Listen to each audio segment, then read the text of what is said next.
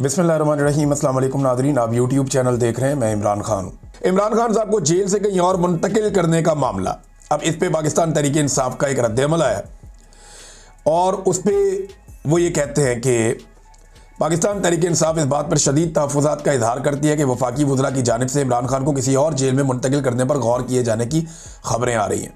ये ज़हनी कमज़ोरी, खौफ और सियासी नाकामी का वाज़ेह सबूत है। 3.5 साल की मुसल्लत हुकूमत और 2.5 साल की गैर कानूनी कैद के बावजूद आज भी ये लोग इमरान खान के नाम से कांप रहे हैं और हम हुकूमत को याद दिलाना चाहते हैं कि जहां भी इमरान खान को शिफ्ट किया जाएगा वहां उनकी बहनें, पाकिस्तान तहरीक इंसाफ की क़यादत, कारकुनान और पाकिस्तान की अवाम इसी जोश और वलवले और अज़म के साथ मौजूद होगी। ना इमरान खान को अवाम से अलग किया जा सकता है, ना अवाम को इमरान खान से। इस हकीकत से कोई इनकार नहीं कर सकता कि इमरान खान को किसी भी जेल में मुंतकिल करने की हर साजिश हुकूमत की अपनी शिकस्त और बौखलाहट की अलामत है। पाकिस्तान तहरीक इंसाफ ये वादे करती है कि इमरान खान ना माइनस हो सकते हैं और ना सियासी मैदान से निकाले जा सकते हैं और ना ही जेल की दीवारों के पीछे उनकी गूंज कम हो सकती है। ये जनाब इमरान खान साहब का स्टेटमेंट है। इमरान खान साहब की बहनों के ऊपर जो बदतरीन तशद्दुद किया गया और जो सफाकियत की गई उसके ऊपर भी पाकिस्तान तहरीक इंसाफ ने एक स्टेटमेंट जारी किया है। तहरीक तहफ़्फ़ुज़ आईन पाकिस्तान ने भी इसके ऊपर एक स्टेटमेंट जारी किया है, लेकिन चंद चीज़ें उन्होंने मज़ीद अनाउंस की हैं। अच्छा, इसमें उन्होंने ये कहा कि अभी इन्होंने एक हंगामी इजलास बुलाया तहरीक तहफ़्फ़ुज़ आईन पाकिस्तान ने, सबको इकट्ठा करो।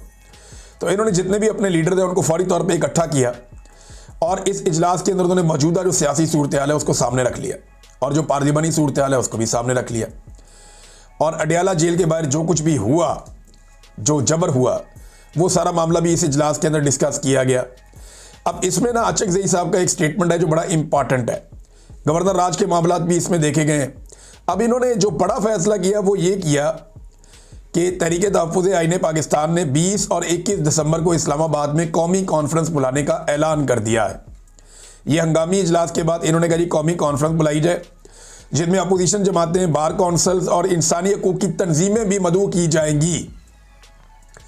इजलास में अडयाला जेल के बाहर इमरान खान की बहनों पर जो तशद्दुद हुआ उसकी मजम्मत की गई, दुख का इजहार किया गया।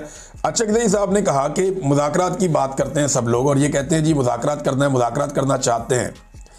अगर कोई डायलॉग करना चाहता है तो इमरान खान साहब से मुलाकात की इजाज़त देना होगी।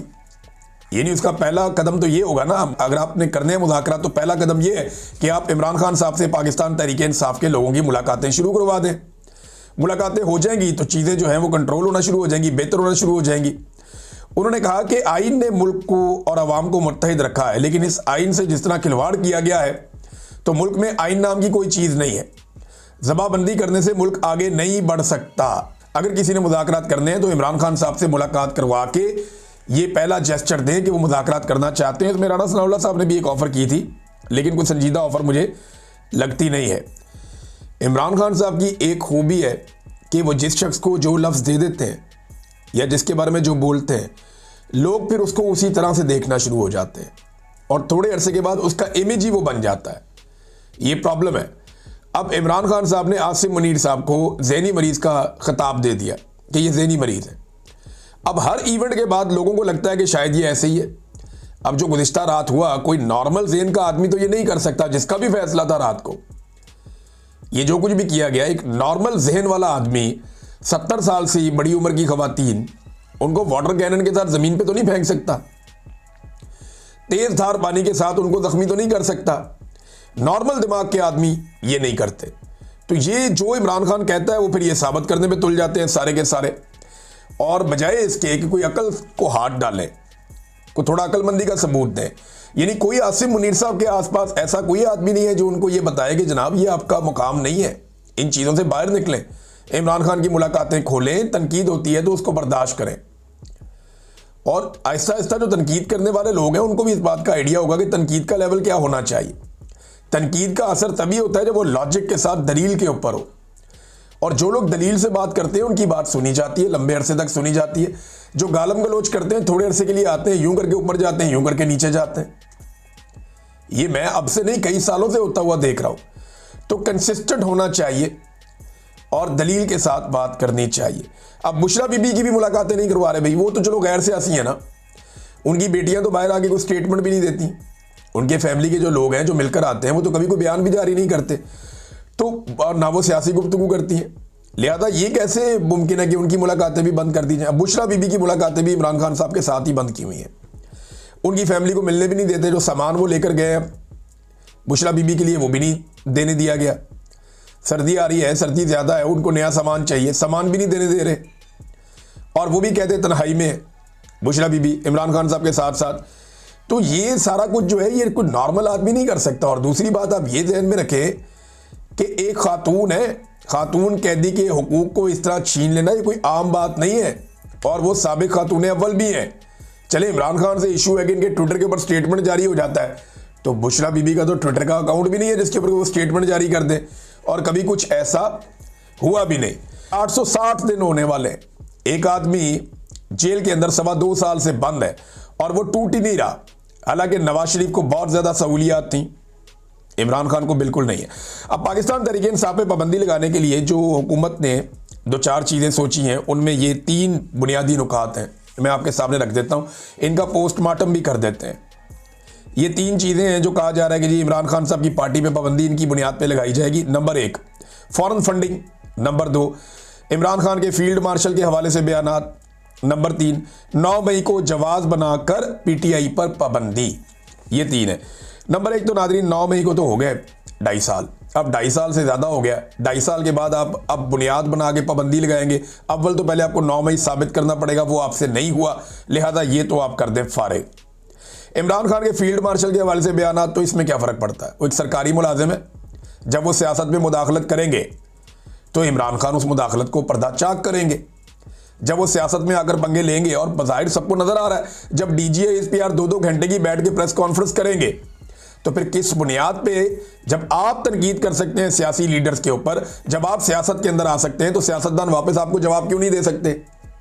तो इस बुनियाद के ऊपर भी इमरान खान साहब की पार्टी पे पाबंदी नहीं लग सकती। अब फॉरेन फंडिंग में मैं आपको एक चीज क्लियर कर दूं, मैं पहले भी बहुत दफा आपको कह चुका हूं कि फॉरेन फंडिंग के मामले में ये याद रखिएगा कि पाकिस्तान तहरीक इंसाफ का जो अकाउंट्स का रिकॉर्ड है वो सबसे शफाफ है।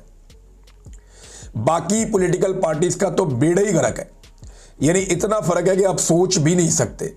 तो अगर फॉरेन फंडिंग में पाकिस्तान तहरीक इंसाफ फारिग होगी ना, तो पाकिस्तान में एक भी बड़ी सियासी जमात नहीं बचेगी, क्योंकि तहरीक इंसाफ का रिकॉर्ड तो कभी ना कभी वो साबित कर ही देंगे जब भी हालात बेहतर होंगे। ये बाकी लोग कभी भी अपना रिकॉर्ड साबित नहीं कर सकते और इनके ऊपर पक्की पाबंदी लग जाएगी। तो ये 3 चीज़ें इन्होंने इकट्ठी की थी, तीनों चीज़ें मैंने आपके सामने रख दी हैं। नादरीन, ओन चौधरी को अब लाया गया मैदान में। ये वही शख्स हैं यानी रोज़ाना की बुनियाद पे ना एस्टेब्लिशमेंट ये कर रही है कि 2-2 करके बंदे लेकर आ रही है। पहले अता तारड़ वगैरह को लाया गया, वो तो लगातार बेचारे लगे हुए हैं, पंजाब की इंफॉर्मेशन मिनिस्टर ये वो सब।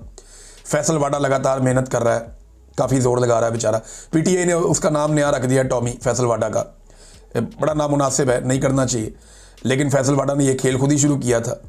तो फैसल वाडा बहुत मेहनत कर रहा है, कुछ और टाउट्स हैं वो बड़ी मेहनत कर रहे हैं। उसके बाद जो है वो अब ये ओन चौधरी साहब को लाया गया मैदान में काफ़ी अरसे के बाद, और अब वो भी दोबारा शुरू हुए। उम्मीद है कि अलीम खान और दीगर लोग भी आ जाएंगे, कोई एक आधी प्रेस कॉन्फ्रेंस वो भी करेंगे। तो एक एक करके सारे इमरान खान पे दोबारा से हमलावर हो रहे हैं और अपनी अपनी हाजिरी लगा रहे हैं फील्ड मार्शल के दरबार में कि जनाब आपको नया ओहदा मिला है 5 साल के लिए, तो हम आपके दरबार में हाजिरी देने के लिए आए। देखें हम कितने वफादार और कितने अच्छे लोग हैं, और आप हमारी तरफ तवज्जो रखिएगा, नजर करम हम पे आप रखिएगा। अब तक के लिए इतना ही, अपना ख्याल रखिएगा, अपने इस चैनल का भी। अल्लाह हाफ़िज़।